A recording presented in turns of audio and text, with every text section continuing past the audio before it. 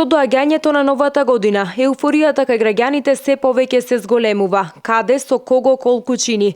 Полека граѓаните ги прават своите планови. Голем дел веќе почнаа да планираат што ќе облечат и колку средства ќе треба да издвојат, а други пак се уште размислуваат каде ќе ја поминат најлудата ноќ.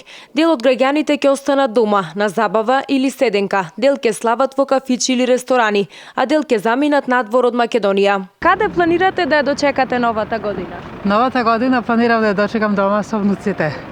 Помладите ќе си одат малку се шетнат, ние ќе видиме во домашна атмосфера. Со другарите, со друштво. Кафич, ресторан, во домашна атмосфера? Изнајмивме стан наш под кирија за цел месец и така. Така. Исто и јас. Не знам уште, немам размислено. Сепак, Немам договорено нешто. добро ресторан, домашна атмосфера, кафичете. Ресторан. Новата година искрено ќе да чекам дома, пошто сме на работа и најверојатно дома и другиот ден сме на работа и тоа.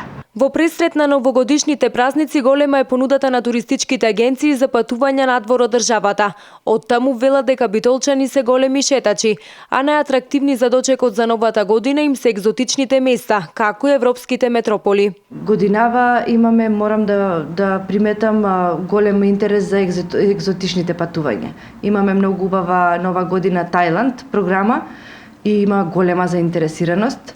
Дубај веќе е продадена, Лисабон, Коста дел Сол, Израел, Јордан и имавме Лапонија.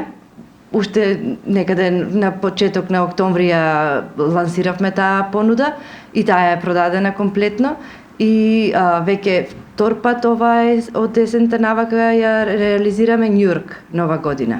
Од туристичките агенции велат дека голема заинтересираност за дочек на новата година има и за балканските држави, каде на плоштадите се одржуваат отворени концерти со познати музички звезди, а со оглед на тоа што е започната и ски сезоната, тоа е повод за многу битолчани да ги поврзат новогодишните празници и да заминат на некое зимско туристичко место.